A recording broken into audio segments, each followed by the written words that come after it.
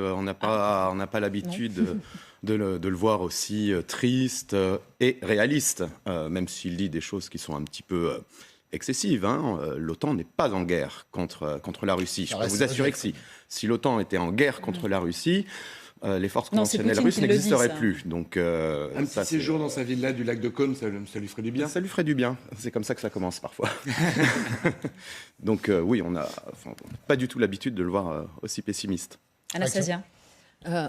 Oui, il faut regarder les événements dans la durée, c'est-à-dire il y avait une pause opérationnelle à Severodonetsk qui dure toujours, donc ils ne continuaient pas l'offensive. Après, ils ont perdu à Kharkiv et finalement on se retire de Kherson. Il y avait des soldats sur les vidéos qui ont mentionné des bannières. Il y avait des bannières, la Russie est là pour toujours. Donc il y a maintenant beaucoup d'humour en Russie. Est-ce que ces bannières seront envoyées sur les Kourils, les îles disputées avec le Japon? Voilà, il y a... Et certains n'arrêtent pas de les reprendre, ces bannières dont vous parlez. Ça sera russe pour toujours, sur les réseaux sociaux, notamment ce matin. Oui. Dans le code pénal russe, il y a un article comme quoi si vous dites que Kherson n'est pas russe, c'est passible de prison. Et alors maintenant, est-ce que Shoigu va répondre pour ça, comme il a rendu une partie du territoire russe?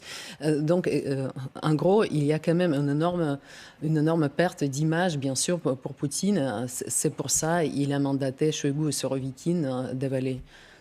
Général Norlin, revenons sur le fond. Ça a fait quand même l'effet d'une bombe, ce retrait, annoncé par le chef des armées en Ukraine, par Shoigu, on va revenir en images tout à l'heure et en son, mais votre sentiment, on se pose cette question depuis hier, est-ce un piège? Est-ce une technique? Est-ce tout simplement une obligation pour les Russes? Non, tout simplement, cette décision est le résultat d'une campagne de ce que l'on appelle, nous, une campagne d'interdiction très intelligemment conduite par les Ukrainiens. C'est-à-dire la campagne d'interdiction, c'est que vous frappez tout ce qui concerne les approvisionnements, les communications, les concentrations de troupes, etc., sans avoir, parce que les Ukrainiens n'ont pas mené de grande offensive frontale. Ils ont conduit cette opération d'interdiction. Et en particulier, ce qui a été très bien souligné dans les reportages, c'est que les approvisionnements qui venaient de la rive gauche du Dniepr, côté russe, n'arrivaient plus. Donc la situation devenait intenable pour les Russes. Alors ils ont déjà préparé, puisqu'ils ont déjà évacué les civils. Les Ukrainiens ont toujours dit qu'ils seraient à Kherson avant Noël. Donc voilà, moi je pense que c'est une décision qui fait suite à des opérations militaires qui ont été très bien conduites par les Ukrainiens, et que là, ils sont obligés, comme tout bon général, comme tout bon stratège, de prendre en compte la situation et les faits. Ce qui est j'allais dire, amusant, c'est comment ils habillent cette décision. Alors, d'abord, ils l'habillent en victoire. Enfin, ils essayent de transformer ça en victoire en disant que, voilà, pour finir, c'est une décision très murement réfléchie. Mais qui on préserve nos soldats et les populations civiles. Voilà, exactement. Et sous-entendu, derrière, vous allez voir après ce qui va se passer. Et le deuxième aspect dans cette décision, c'est la mise en valeur, si je puis dire, du général Surovikin.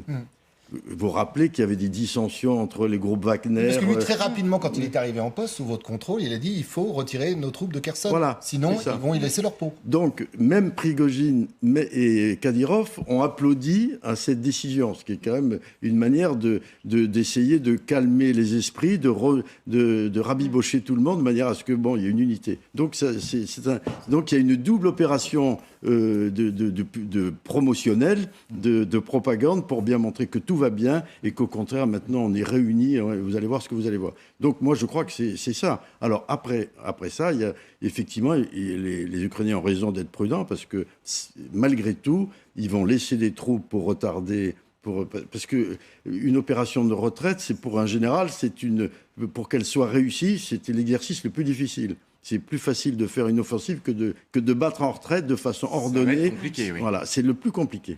Et donc, c'est une opération qui va être très délicate pour les Russes. Mathieu Anquez.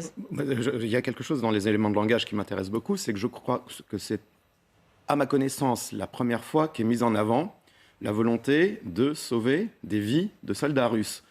C'est bien la première fois. Parce que voilà, ministre de la Défense, la valeur de la vie des soldats humains, oui, la propagande. On a vu que la valeur de la vie des soldats côté russe, ce n'était pas la première préoccupation. Et là, dans les éléments de langage, c'est ça qui est très intéressant. Est-ce que ça illustre un changement des rapports de force au sommet de l'État russe, où finalement, pour faire bonne figure, on devient des grands humanistes? Je crois que c'est quelque chose à suivre. Et c'est vrai que tout s'était accéléré depuis la prise de Doutchani, on en parlait mardi. Oui, tout à fait. On date ce retrait à la libération de Doutchani. C'est un retrait qui est en préparation depuis, à mon avis, plusieurs semaines. Je pense que vraiment on peut aller sur cette durée-là, parce que pour sortir tout le matériel lourd, les chars, on voyait les chars qui étaient amarrés à des barges, c'est extrêmement compliqué. Et là, je viens d'avoir des informations depuis Kherson, 2 informations très importantes. Visiblement, il n'y a plus de réseau de téléphone mobile. Le réseau de téléphone mobile a été mis totalement à plat par les Russes. Pourquoi ? Parce qu'ils ne veulent pas que des résistants, on sait qu'il y avait une résistance assez bien organisée à Kherson depuis le début de la guerre, ne puissent communiquer entre eux, ne puissent fournir des renseignements à l'armée ukrainienne. Ça, c'est la première information. La seconde, il y a énormément de bombardements de la part des Ukrainiens sur les alentours et le pont Antonovsky. On a vu des barges qui passaient dans le calme. On a pu voir, d'ailleurs, c'est très intéressant ces images, les dégâts sur le pont qui interdisent aujourd'hui, a priori, à des chars lourds de passer. On peut certainement passer à pied, on peut peut-être encore passer en véhicule léger, en slalomant entre les trous qui ont été faits par l'artillerie ukrainienne, notamment les fameux HIMARS qui sont très loin du pont. Ils sont à 60-70 km. Ils sont intouchables par les troupes russes qui, en plus, ont pris du recul sur la rive gauche. Ils se sont écartés de 10 à 20 km de la rivière pour ne pas être touchés. Et on a quand même la sensation, et c'est moi les échos que j'ai de la part de sources militaires, que le retrait ne va pas être simple du tout et que les Russes ont 2 objectifs. Un, protéger leurs hommes, non seulement pour des raisons humanitaires du ministre de la Défense Shoigu, qui répond aux vidéos des femmes et des mères de soldats qui de la contestation et puis aussi, non mais il y a autre chose, c'est qu'il leur faut préserver les soldats parce qu'il y aura d'autres batailles à mener. On parle de négociations, mais bon, ces négociations, c'est absolument pas où elles en sont. Aujourd'hui, c'est la guerre qui prédomine. Il faut garder les soldats, des troupes qui sont plutôt des bonnes troupes, en vie pour pouvoir les utiliser ailleurs. Très intéressant ce que vous dites, le redéploiement des forces russes. C'est peut-être là qu'est le piège. Il y aura une autre attaque Écoutez ukrainienne le président ailleurs. Zelensky, il s'est exprimé hier soir sur le sujet.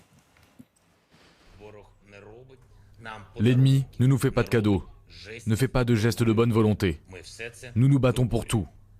Et quand on se bat, chaque pas est toujours la résistance de l'ennemi. C'est toujours la perte de vie de nos héros. C'est pourquoi nous avançons très prudemment, sans émotion, sans risque inutile, dans l'intérêt de la libération de toute notre terre et pour que les pertes soient les plus faibles possibles. Général, il est là le piège, c'est-à-dire que les Russes retirent leurs troupes. On parlera du matériel d'ailleurs, parce que ce matériel, il risque d'être obligé de l'abandonner. Donc les Ukrainiens vont le récupérer. Mais d'abord, l'idée, on préserve les hommes, et puis on lancera d'autres offensives, d'autres contre-attaques, peut-être dans d'autres régions de l'Ukraine. Oui, certainement. Ils ont réaménagé leur plan dans cette opération, dans cette guerre, puisque c'est une guerre. Donc ils sont en train de se réorganiser derrière, sur l'autre côté, sur la rive gauche du Dniepr, et de façon à resserrer leur dispositif, et bien entendu, certainement, dans leur esprit. Alors, est-ce qu'ils vont pouvoir ou pas? Ça, c'est une autre paire de manches. Est-ce que les renforts de mobilisés vont être suffisants en nombre et en quantité? C'est une autre histoire. Mais certainement, dans leur plan, c'est de renforcer ça, de protéger la Crimée. Parce qu'attention, il y a la Crimée à protéger, tout près. Et donc, Il y a voilà, 300 km à vol d'oiseau de la Crimée. Voilà. Donc, il paraît-il qu'ils renforcent aussi Mariupol. Donc, tout ça, ils vont essayer de créer une espèce de ligne de défense tout à fait renforcée. Voilà. Donc, il y a un plan militaire derrière ça, c'est tout à fait classique. Mathieu Anquez. Il ne faut pas croire que le Dniepr, la rive gauche du Dniepr, est intégralement entre les mains des Russes. Parce que vous allez au nord, les Ukrainiens sont déjà bien à gauche, enfin sur la rive gauche du Dniepr. Donc une offensive nord-sud pourrait tout à fait être déclenchée. Oui, tout à fait. Oui, c'est ce qui est imaginé par les Le Dniepr n'est pas une frontière inviolable, un obstacle naturel inviolable, parce que les Ukrainiens sont déjà de l'autre côté. On peut faire le tour. Débarquer sur la rive gauche depuis Kherson le jour où les Ukrainiens y seront, c'est à peu près comparable à un débarquement un peu sans doute plus petit, mais comme le 6 juin 1944. En fait, c'est vraiment une grosse opération avec beaucoup de matériel. Les Américains ont envoyé des bateaux barge qui permettrait de faire traverser à des engins, des chars par exemple, le fleuve de manière assez rapide, mais c'est quand même extrêmement dangereux, d'autant plus que c'est sous le feu des Russes, là pour le coup. L'artillerie russe peut largement taper à cet endroit-là. Quand on voit cette carte, est-ce qu'on pourrait imaginer que Kherson ne soit prise ni par les uns, ni gardée par les autres, une sorte de no man's land, et chaque camp tirant à l'aide d'artillerie? Ça n'a plus d'importance aujourd'hui. Oui, voilà. Kherson n'a peut-être plus d'importance. C'est une tête de pont. C'était une tête de pont de l'armée russe sur la rive droite, sur une partie de la rive droite du Dniepr. Cette tête de pont n'existe plus, ne va plus exister si jamais tout cela est confirmé. C'est surtout ça au niveau stratégique qui est important. C'est que les Russes ont plus leurs hommes. Oui, c'est ça. Vous dites exactement, vous partagez. Oui, je pense que pour les Russes, ça n'a plus d'intérêt stratégique. Kherson. Donc, par la force des choses.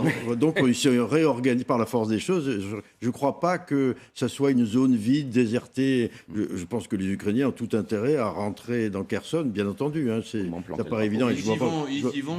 Alors, ça va être peut-être pas si facile que ça. Ça va sûrement pas être si facile que ça. Mais je pense qu'ils vont y aller et le combat va se déplacer ailleurs. Et après, il y a une autre question aussi, la question du barrage, qui peut être une arme potentielle, ce barrage de Novakakovka. Oui, voilà, le point de fixation, c'est le barrage. Parce qu'il est très important pour les Russes, parce que c'est l'eau qui va en Crimée. Et en 2014, la première chose qu'ils voulaient, c'était réalimenter la Crimée. Et les Ukrainiens, quand les Russes ont pris la Crimée, ont fermé la vanne du canal de Crimée, d'ailleurs, qui part de Novakakovka et qui descend jusqu'à la Crimée. Alors, est-ce que les Russes vont tâcher de protéger absolument le barrage pour que les Ukrainiens ne puissent plus à nouveau fermer les vannes? A priori, ils devraient pouvoir le tenir. Enfin, ils vont tenir la rive gauche, donc a priori, ils vont tenir l'eau pour la Crimée. Mais c'est plus un point c'est très vite plus un point de passage pour les Russes, quoi. Ouais. Il y a le militaire, il y a aussi le symbolique, bien évidemment. Oui, bien sûr. Le symbolique est là. Là, on est en train de discuter comment la Russie peut sauver la face, en gros. Mais n'oublions pas que les Ukrainiens sont équipés par les HIMARS et les Russes vont essayer avec les drones iraniens, mais c'est quand même non performant.